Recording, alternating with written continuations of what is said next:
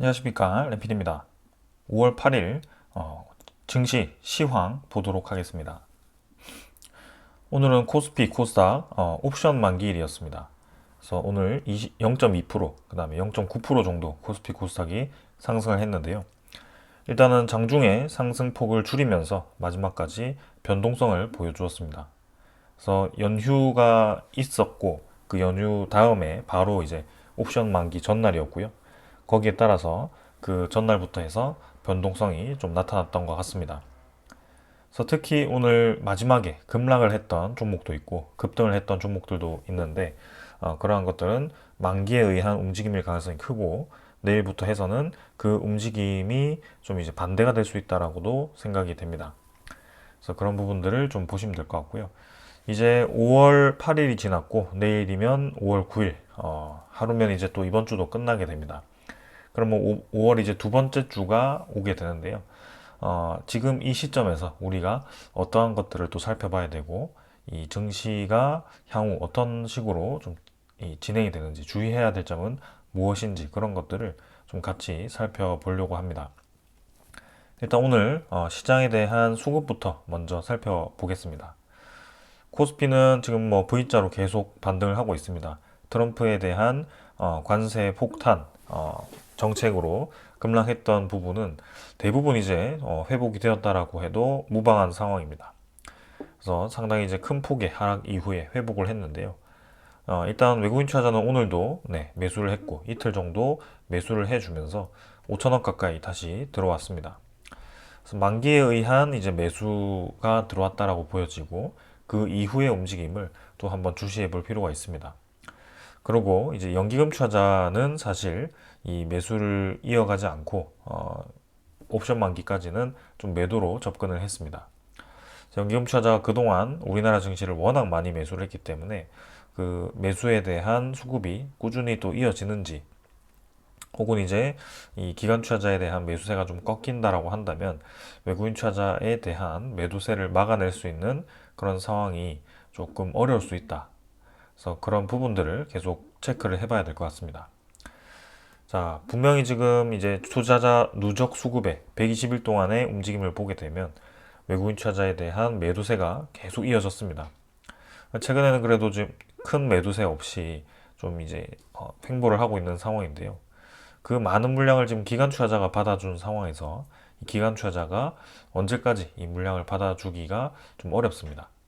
그래서 이러한 부분들을 이 외국인 투자자에 대한 코스피의 동향을 좀 살펴볼 필요가 있겠습니다. 코스닥도 지금 V자로 반등을 했고요. 코스피보다는 확실히 이 상승률이 적습니다. 외국인 투자자가 지금 3일 정도 매수를 했고요. 기관 투자자 매도했는데 사실 뭐 수급적으로는 특별하게 아주 많이 매수하는 수급은 보이지는 않습니다. 그래서 기관 투자자도 사실 뭐 금융 투자를 제외하고는 대부분이 지금 매도를 하고 있기 때문에 수급적으로는 코스닥은 지금 별로 좋은 상황은 아닙니다. 그래서 일단 우리가 지금 증시가 반등하는 데 있어서 가장 중요하게 봐야 되는 것은 결국에는 미국에 의한 시장 흔들기가 어떻게 되는지를 좀 봐야 되겠습니다. 그래서 그런 시장 흔들기를 한번 지금부터 분석을 해보도록 하겠습니다. 일단 해외 증시는 어제 나스닥 다우 지수는 계속 흔들렸었죠. 오르락 내리락을 하면서 약 상승을 했습니다. 일본 증시도 니케이도 오늘 약하게 상승을 했고요. 어제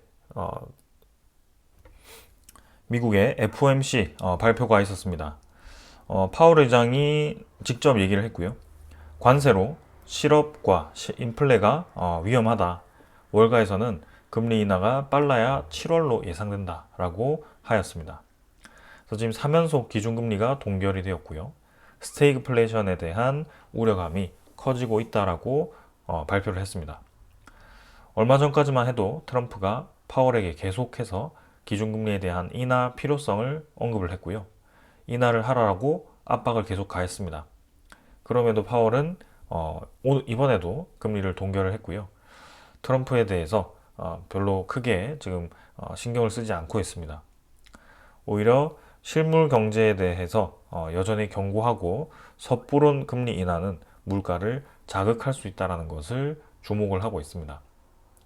그래서 고용 지표가 예상치보다 좋게 나왔기 때문에 이러한 결론이 나온 것 같고요.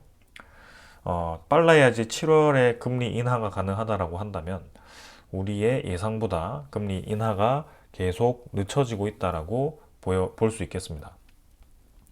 그럼 미국의 금리가 늦게 떨어진다면 어떠한 효과가 나타나는지 우리는 바로 수치로 볼 수가 있습니다. 일단 원달러가 다시금 반등을 하기 시작합니다. 원달러가 주말이 아니죠. 그 연휴 동안 갑자기 이틀 만에 한 60원 정도까지 급락을 했었는데요. 그걸 지금 한 20원 정도를 빠르게 회복을 했습니다. 지금 1,400원까지 다시 회복을 한 상황인데요. 우리나라가 결국에는 5월에 기준금리를 인하할 가능성이 높습니다. 그럼 미국이 빨라야 7월에 기준금리를 내릴 수 있다라고 한다면 우리나라와 점점 이제 기준금리가 격차가 벌어지게 될 겁니다. 거기에 대해서 환율이 다시 올라갈 수밖에 없는 상황이다라고 우리는 이해할 수가 있습니다. 그럼 일단 환율은 계속 이제 높게 갈 수밖에 없는 상황으로 가고 있는데 이때 갑작스럽게 이제 환율이 급락을 했던 것은 어떤 이유인가 그것도 한번 살펴보도록 하겠습니다. 저 환율은 이제 우리나라만 그랬던 게 아닙니다. 대만도 달러가 급등을 했고요. 그 다음에 역외 위안화도 6개월 만에 가치가 최고치를 찍었었습니다. 그래서 지금 미국에 대한 이 통화 가치들이 갑작스럽게 아시아 국가들이 급등을 하면서 우리나라도 그에 대한 영향으로 급등을 했고요. 이 트럼프가 대만에 대한 달러 강세를 유도하도록 압박을 할 수 있다라는 그런 내용이 나오면서 그런 부분들이 우리 환율에도 영향을 준 것 같습니다. 대만이 미국과의 무역 협상을 위해서 자국 통화 강세를 용인할 것이라는 추측이 확산을 하면서 달러 약세에 불을 지폈다라고 합니다. 그래서 우리나라도 결국에는 압박을 받을 수밖에 없다라고 시장에서는 보고 있는 거고요. 그 이유 자체는 우리나라가 미국에 많은 수출을 하고 있기 때문입니다. 결국에는 대미 이 무역에 대해서 우리나라가 많은 돈을 벌어들이고 있기 때문에 미국 트럼프 입장에서는 본인들이 계속 적자를 보고 있다라고 인식을 하고 있는 거고요. 우리나라가 지금 12위권 안에 들어가 있기 때문에 계속해서 이 원화에 대한 강세를 요구할 수도 있습니다. 최근에도 이 미국의 무역 수지가 아주 크게 지금 적자가 난 상황에서 계속해서 원달러가 올라가기만 한다면 상당히 이제 크게 압박을 느낄 수 있는데요. 그런 차원에서 이렇게 환율에 대한 하락이 나왔던 것 같습니다. 그렇다면 이 환율을 내린 주체는 누구인가를 우리가 생각을 해볼 수밖에 없고요. 그동안 이제 환율을 계속해서 월 초마다 방어를 했던 수급이 있습니다. 그 수급은 국민연금의 환해지에 의한 매도일 가능성이 크고요. 특히 이렇게 중간중간에 원달러가 쭉쭉 떨어지던 상황들이 있었기 때문에 그러한 것들을 우리가 의도적인, 인위적인 하락이라고 생각을 할 수가 있었습니다. 그런 결과 때문일까요? 지금 이제 우리나라의 외환 보유고가 발표가 되었는데, 지금 이제 25년 5월 기준으로 해서 4,040억 달러로 외환 보유고가 감소를 했습니다. 절대적인 수치 자체는 아직은 안전하다라고 볼 수는 있겠지만 전체적인 추세를 보았을 때는 외환 보유고가 감소하는 추세가 이어지고 있다는 것이 문제가 될 수가 있습니다. 결국에는 이 수치 자체가 그동안은 이제 우리가 이 4,100달러, 그죠? 4,100억 달러를 그 아래로 지금 22년부터 해서는 내려간 적이 없었는데요. 그 내려가는 상황이 벌어진 겁니다. 그 자체가 우리나라에 대한 환율 시장에 조금 이제 신뢰도가 떨어질 수 있다 이렇게 생각이 되고요. 이 추세가 일시적이었다라면 괜찮겠지만 이후에 원화에 대한 약세가 계속 이어지면서 그 이유는 우리나라가 올해 말까지 계속해서 기준금리를 여러 번 내릴 것으로 예상되고 있고 미국의 기준금리는 생각보다 덜 내릴 것으로 예상되고 있기 때문에 연말로 갈수록 원화에 대한 가치가 약세를 띌 가능성이 있다. 그렇게 이제 계속 환율을 방어를 하다 보면 외환 보유고가 줄어들 수 있는데 저런 부분들이 이제 외국인 투자자들 입장에서는 조금 이제 우리나라 입장에 그런 신뢰도가 떨어질 수 있다. 그게 이제 어디까지가 안전한 범위인지는 정확하게 지금 파악은 하지 못하고 있지만 일단 전체 추세는 그런 식으로 진행되고 있더라. 이렇게 좀 이해를 하시면 되겠습니다. 자, 그리고 이제 일시적인 하락 이후에 이렇게 급격하게 반등을 하는 것 자체가 이 하락에 대한 부분들이 굉장히 일시적이었다. 금방이라도 다시 올라갈 수 있다는 것을 또 보여준 겁니다. 언제든지 1,400원의 중반대로 환율은 회복을 할 수가 있는 상황이고요. 그런 부분들이 계속 부담감으로 남아 있습니다. 특히 지금은 미국의 달러 지수까지도 반등을 하는 추세로 들어갔습니다. 98까지 떨어졌던 지수가 99.8, 거의 100을 이제 회복하기 직전이고요. 고점 대비해서는 이제 10% 가까이 떨어지긴 했지만 여전히 전체 시장을 보았을 때는 달러 지수는 아직도 강하다라는 것을 볼 수가 있습니다. 향후 이제 흐름이 어떻게 될지 계속 이제 주시를 해볼 필요가 있겠습니다. 자, 그래서 지금 이제 미국의 기준금리 동결이라는 그 의미 자체가 지금 시장 전체에 계속 영향을 주고 있다는 것을, 특히 우리나라에 큰 영향을 주고 있다는 것을 방금 이제 말씀을 드렸고요. 이제 미국 입장에서는 어떤 영향을 받는가? 결국에는 이 국채금리, 10년물 국채금리가 떨어지지 않고 있습니다. 사실상 이제 기준금리를 내려서 얘를 떨어뜨리는 게 아니라 얘가 떨어져야 기준금리를 내릴 수 있는 그런 상황이라고 볼 수가 있습니다. 트럼프가 취임을 한다라는 이제 그 얘기 이후에 사실상 국채금리는 계속해서 높게 유지되고 있습니다. 트럼프가 등장하기 전까지는 국채금리가 아주 안정적으로 잘 떨어지고 있었습니다. 트럼프의 등장과 함께 국채금리가 평균적으로 0.5%에서 지금 0.7%까지 올라가 있는 상황입니다. 그만큼 미국의 이제 새로운 채권을 발행할 때마다 그만큼의 많은 이자를 지불해야 되는 상황이 벌어지고 있다. 그리고 10년물만 그런 게 아니라 지금 30년물은 사실상 계속해서 최고점 근처에 위치를 하고 있습니다. 그래서 이 이자율 자체가 계속 부담스러울 수 있는 상황이고요. 10년물과는 다르게 30년물은 서서히 위로 올라가는 모습을 볼 수가 있습니다. 결국에는 이 자체가 기준금리를 내리기가 어려운 상황이다라는 것을 볼 수가 있고, 그만큼 이 물가는 계속 높게 유지되면서 잘못하면 경기 침체가 같이 오는 스태그플레이션에 대한 우려감을 왜 이 파월 의장이 언급을 했는지를 지금 이 상황에서 볼 수가 있습니다. 자, 그래서 그러한 상황인 거고요. 그럼 트럼프가 이 기준금리에 대한 인하를 계속 원할 텐데 그거를 어디까지 참을 수 있을까? 그리고 다시 한번 파월 의장을 압박을 할 수 있다라고 생각이 들고요. 그것을 또 이제 해임을 하지 않겠다라고 얘기를 했는데 어떻게 또 말을 바꿀까? 네, 그런 것들도 좀 지켜볼 필요가 있겠습니다. 자, 그 다음은 트럼프는 그래도 이제 본인의 이 재정 적자를 줄이기 위해서 관세를 펼쳤고, 그 재정 적자를 줄이기 위해서 많은 국가들과 협의를 하기를 원하고 있습니다. 근데 이제 8일에서 9일, 오늘 이제 8일 11시에 중대 발표를 한다라고 했는데요. 그 내용이 오늘 오픈이 되었습니다. 트럼프가 영국과 첫 무역 합의를 발표하기로 했다라고 합니다. 영국과 이제 동의가 좀 되어서 이제 서로의 이 무역 합의에 대해서 이제 내용을 발표를 할 것 같고요. 인도와 이스라엘도 합의가 임박했다라고 얘기를 하고 있습니다.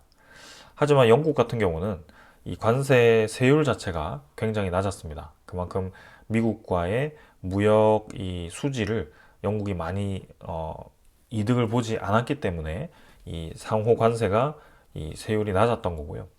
지금 중요한 것은 이 미국 대상으로 해서 돈을 많이 벌어가는 국가들 대상으로 해서 합의가 되느냐가 중요합니다. 트럼프가 이렇게 과장해서 발표를 하는 이유는 이제는 첫 번째 이 선례가 생긴 거고 두 번째, 세 번째 국가가 차례대로 하기 때문에 이 다른 국가들도 이렇게 잘 합의를 진행해야 된다라고 압박을 하는 것은 아닌가 이런 생각입니다. 자, 그러면서도 이제 중국과 5월 10일부터 해서 이 관세 협상에 대한 시도가 있을 건데요. 근데 그 시도 전에 이미 트럼프는 먼저 양보를 하지 않겠다라고 발표를 합니다. 시진핑도 그의 질세라 이제 국제 시스템을 지켜내겠다라고 하면서 서로 기싸움을 벌이고 있다. 그래서 이 얘기 자체가 결국에는 지금 두 국가가 만나서 아주 극적으로 합의를 할 가능성은 낮다라는 것을 보여주는 거고요. 결국에는 여러 번 만나면서 합의를 할까 말까 하는 그 트럼프 1기 때와 유사한 상황이 벌어질 수 있다라고 생각이 됩니다.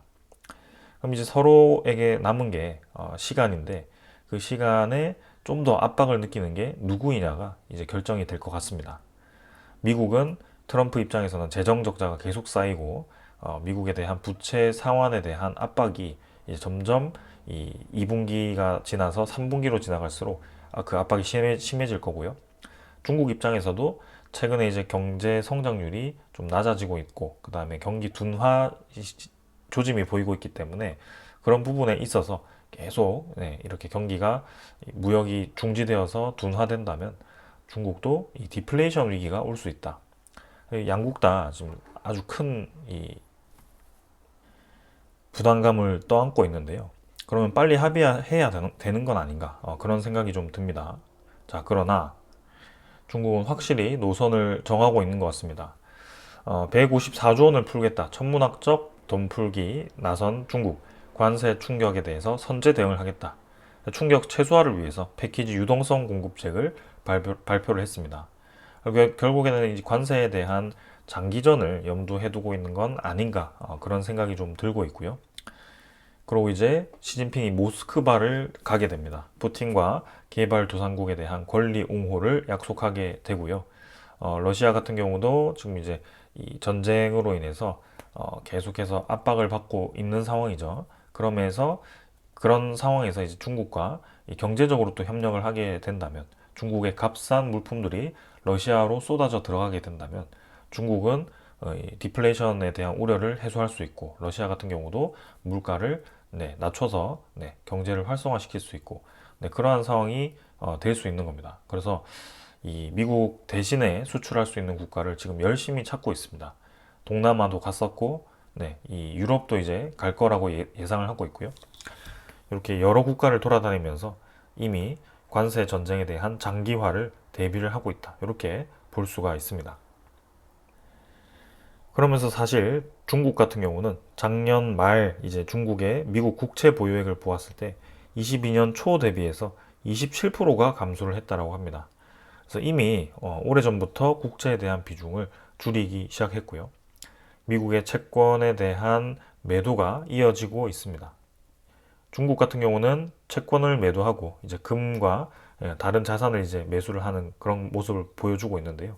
확실히 미국과 좀 디커플링을 하기 위한 준비를 하고 있다. 만에 이 사태에 대해서 오래전부터 준비를 해왔다라는 것을 우리가 볼 수 있습니다. 자, 그러는 와중에 미국의 3월 무역 적자는 사상 최대치를 기록을 했습니다. 트럼프가 관세를 부과한다라고 했고 관세를 이제 그날 바로 하는 게 아니라 유예도 하고 몇 주간 시간도 주고 하니까 그 기간 동안 당연히 관세 전에 많은 무역을 할 겁니다. 그래서 무역을 몇 달치를 땡겨서 하는 상황이 생기는 거고요. 그러한 이유 때문에 지금 이제 의약품 수입이 급증을 하면서 미국의 무역 적자가 사상 최대치를 달성을 했습니다. 자, 이렇게 된다는 것은 무엇을 의미하느냐? 미국은 미국대로 무역 적자를 더 땡겨서 지금 받게 된 거고요. 그 뒤에 결국에는 무역이 미리 일어났기 때문에 무역에 대한 양이 줄어들 수 있다. 실제 관세가 부과된 이후에 미국은 재정 적자를 줄이기 위해서 관세를 부과했습니다. 근데 재정 적자가 줄어들려고 하면 그 관세가 부과된 채로 똑같은 이제 이 무역량이 그죠? 유지가 돼야 됩니다.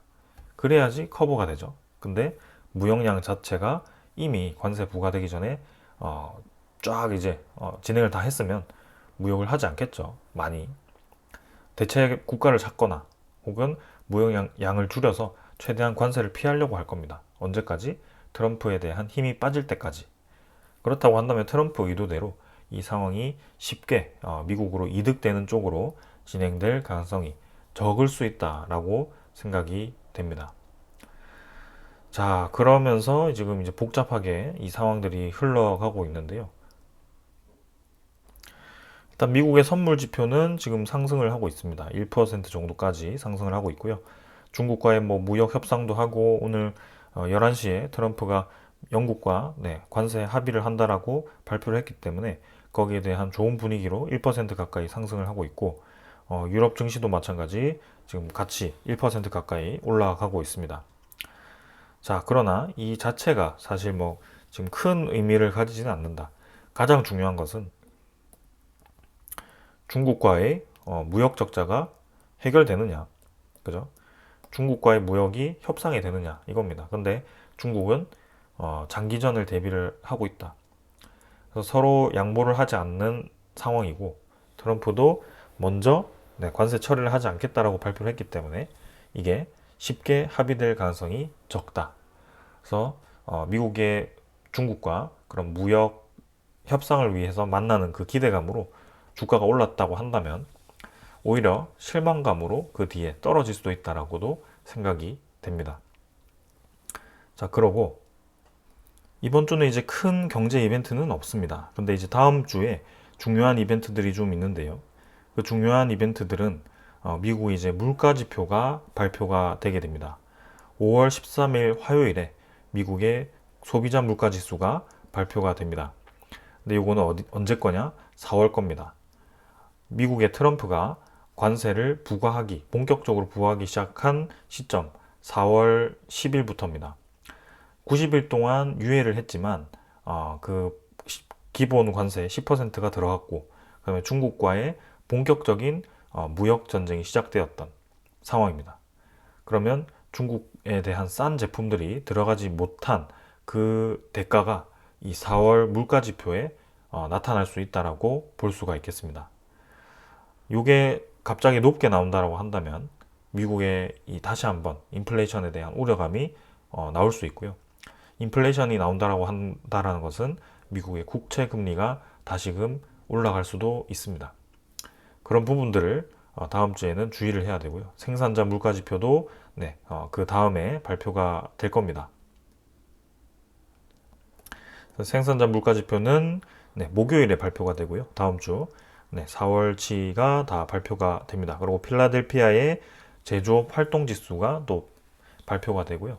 이것 또한 물가 지표는 높게 나오고 제조업 활동 지수가 떨어진다고 하면 이 자체가 그냥 스태그플레이션에 대한 우려감이 나올 수 있죠. 그래서 우리는 지금 매달 이러한 우려감에 계속 숨죽이고 있어야 됩니다. 트럼프에 대한 이 우려로 급락했던 주가가 회복을 하면서 누군가는 수익을 봤을 수도 있겠지만 사실상 이 불확실성이 단기간에 해결된 것이 아닙니다. 잠깐 이제 유예가 된 것이고 그 상황 자체는 계속 진행 중이다. 근데 트럼프가 원하는 방향대로 뭔가 본인의 발표에 의하면 SNS의 발표에 의하면 잘 진행되는 것처럼 보이지만 결국에는 핵심은 FOMC에 대한 발표입니다. FOMC는 트럼프에 대한 관세의 불확실성이 크다라고 보고 있는 거고 그게 지금 시장 지표로부터 그 데이터가 나타나고 있습니다. 그러한 결과들이 우리나라에 대한 환율에도 영향을 줄 수 있고 우리나라가 어려운 지금 경제 상황에서도 연말로 갈수록 이 금리에 대한 격차가 벌어지게 된다면 계속 어려움을 처할 수 있다. 그래서 어떠한 움직임이 나올지는 100% 확신할 수 없지만 지금 상황에서는 계속 조심스럽게 시장에 접근을 해야 된다라고 생각을 합니다. 자, 그래서 한마디로 정리를 드리면 첫 번째는 중국과의 무역 협상이 어떻게 되는지 사실 큰 기대는 어렵다. 그 다음에 요거는 이제 10일부터 5월 10일부터 해서 11일 정도의 그 결과가 나올 것 같습니다. 두 번째는 5월 13일에 소비자 물가 지표, 그 다음에 5월 15일에 소매 판매와 그 다음에 생산자 물가 지표를 볼 수 있다. 그때 이제 인플레이션에 대한 지표가 4월 달에 이 반영이 되었기 때문에 이 관세가 어떤 영향을 줬는지를 볼 수가 있다.